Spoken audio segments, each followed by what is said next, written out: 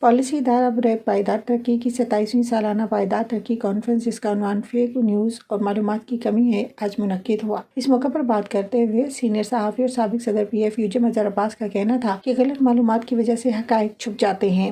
ان کا کہنا تھا کہ غلط اور گمراہ کن خبر، غلط ٹویٹ اور جھوٹی پوسٹ کے سنگین اثرات ہو سکتے ہیں۔ ہمیں اس ڈیمیج کو کنٹرول کرنا ہوگا۔ پابندی لگانا مسئلے کا حل نہیں ہے۔ کسی خبر کے لیے تحقیق کا عنصر اہمیت رکھتا ہے۔ حقائق پر مبنی خبر خود بولتی ہے، لیکن اب صورتحال بدل چکی ہے اور الیکٹرانک میڈیا پر دوہری ذمہ داری عائد ہوتی ہے۔ اس موقع پر بات کرتے ہوئے دی نیوز کی سینئر رپورٹر زیب النساء برقی کا کہنا تھا کہ ہمیں بحیثیت صحافی اپنی حدود اور اختیارات اور ذمہ داریوں کو سمجھنا ہوگا۔ ڈاکٹر عابد سلیحری کا کہنا تھا کہ غیر مصدقہ خبر کی وجہ سے سماجی مسائل بڑھ رہے ہیں۔ فیصلہ سازی میں مقبولیت اور عوامی نمائندگی کی بڑی اہمیت ہے۔ صحافی اور محقق کا ایک ہی کام ہے کہ وہ انفارمیشن کی تحقیق کرے اور اسے آگے بڑھائے۔